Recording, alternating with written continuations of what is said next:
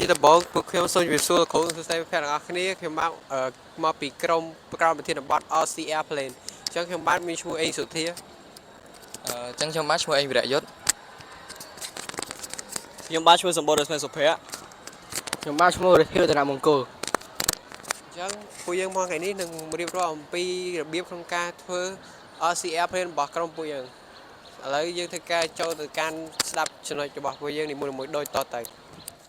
ឥឡូវយើងឈានបន្តដំណងបញ្ហាអញ្ចឹងយើងមើលឃើញថាសប្តាហ៍ថ្ងៃហ្នឹងវិទ្យាសាស្ត្ររបស់យើងកាន់តែកើនឡើងបច្ចេកវិទ្យាកាន់តែរីកដុះដាលសាយភាយទូលំទូលាយអ្នកខ្លះការបង្កើតឧបករណ៍នីមួយៗគឺបង្កើតតាមចំណង់ចំណូលចិត្តរៀងៗខ្លួនអ្នកខ្លះក៏បង្កើតវាខ្នាតធំខ្នាតតូចទៅតាមចំណង់ចំណូលចិត្តរៀងខ្លួន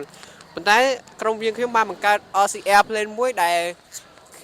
លពួកខ្ញុំសម្រាប់ចិត្តយកមកបង្កើតនេះដោយយើងបញ្ជាវាដោយប្រើ remote ដែលយើងអាចបត់ស្ដាំបត់ឆ្វេងនិងហោះឡើងលើចុះក្រោមនៅលើអាកាសបានអញ្ចឹងយើងមកចូលដល់គោលបំណងនៃការស្រាវជ្រាវរបស់យើងវិញគឺទី1គឺយើងធ្វើជាគំរូនៃឯកសារស្រាវជ្រាវឲ្យយើងយល់ដឹងអំពីការតចរន្តអគ្គិសនីឲ្យយើងយល់ដឹងអំពីការដែលយើងយកបង្ហោះយន្តហោះហើយម្យ៉ាងវិញទៀតវាជំរុញឲ្យយើងនឹងក្នុងការធ្វើការងារជាក្រុមចែកគំនិតគ្នារួមគំនិតគ្នាជាផ្ដុំមួយហើយមួយទៀតគឺទុកវាជាបទពិសោធន៍មួយក្នុងការអនុវត្តជាក់ស្ដែងដើម្បីជាគ្រឹះរបស់យើងសិក្សានៅពេលអនាគតអញ្ចឹងជាមួយនឹងអត្ថប្រយោជន៍នៃការបង្កើត RC Plane នេះគឺទី1គឺយើងមានការច្នៃប្រឌិតយើងយល់ដឹងច្បាស់ច្រើនពីផ្នែកអគ្គិសនីយើងស្គាល់គ្នាកាន់តែច្បាស់ហើយយើងចេះសហការគ្នាក្នុងក្រុមក្នុងការផលិតផលមួយនេះអូខេឥឡូវយើងជិះបន្តផ្នែក software ជា software យើងប្រើមានដូចជា remote control ប្រភេទ brand Fly Sky IS6 ដែលយើងកំពុងយើងកំងមកហ្នឹងហើយយើងប្រើជាមួយនឹង motor ដែលគេហៅថា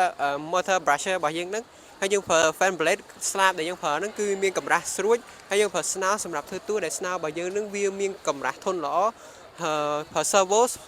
ដែលយើងប្រើ2គ្រាប់ដើម្បីសម្រាប់បាត់ឆ្វេងបាត់ស្ដាំក៏ដូចជាថ្មពួកយើងប្រើថ្ម 7.4V ហើយប្រដាប់សាកថ្មពួកយើងប្រើ lipo battery ព្រោះពួកយើងប្រើ lipo ហ្នឹងឯងដើម្បីឲ្យវាសាកថ្មបានល្អហើយយើងប្រើ ESC មួយទៀតសម្រាប់ connect ភ្ជាប់គ្រឿងទាំងអស់ចូលគ្នាអូខេ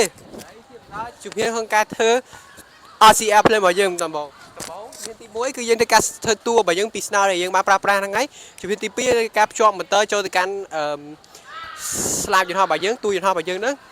មានទី3យើងធ្វើការភ្ជាប់ servo ជាមួយ ESC ដើម្បីឲ្យយើងអាចបត់បែនបានជំនាញទី4គឺយើងភ្ជាប់ servo ចូលទៅកាន់ស្លាបដើម្បីអាចបត់បែនបត់ឆ្វេងទៅលើទៅក្រោមបានជំនាញទី5យើងធ្វើការភ្ជាប់remote control ចូលទៅកាន់ ESC ជំនាញទី6យើងធ្វើការភ្ជាប់បាក់តេរីជាមួយនឹង ESC របស់យើងដើម្បីឲ្យវាដើរបានជំនាញទី7យើងធ្វើការfix remote របស់យើងគឺយើងធ្វើការកែ remote របស់យើងឲ្យវាដើរតាមការបញ្ជារបស់យើងឲ្យវាស្រួលជំនាញទី8គឺយើងធ្វើការថ្លឹង gravity center របស់វាដែលយើងថ្លឹងតួកណ្ដាលវាឲ្យវាងាយស្រួលមានទម្ងន់ស្រួលក្នុងការហោះហើរបានដូចនេះយើងឈានចូលមកដល់លទ្ធផលនៃការស្រាវជ្រាវយោងតាមការសិក្សាស្រាវជ្រាវទាំង3ខែនេះក្រុមពួកខ្ញុំគឺទទួលបានលទ្ធផល RC Plane ឬក៏យន្តហោះបញ្ជាដូចនៅរូបខាងក្រោមនេះចឹងនៅពេលដែលយើងចុចប៊ូតុងបើកបិទវានឹងចេញភ្លើងពណ៌ខៀវឬក៏ហៅថាភ្លើង Bluetooth ទៅវានឹងភ្ជាប់ជាមួយនឹងremote control ដែលអាចធ្វើឲ្យយើងបញ្ជាយន្តហោះនឹងបានអូខេចឹងជាកិច្ចបញ្ចប់ពួកខ្ញុំសូមអរគុណលោកគ្រូនិងមិត្តភ័ក្តិទាំងអស់គ្នាក៏ដូចជាគណៈគ្រប់គ្រងដែលបានយកចិត្តទុកដាក់ក្នុងការតាមដានការបកស្រាយរបស់ក្រុមខ្ញុំពីដើមរហូតមកដល់ចុងបញ្ចប់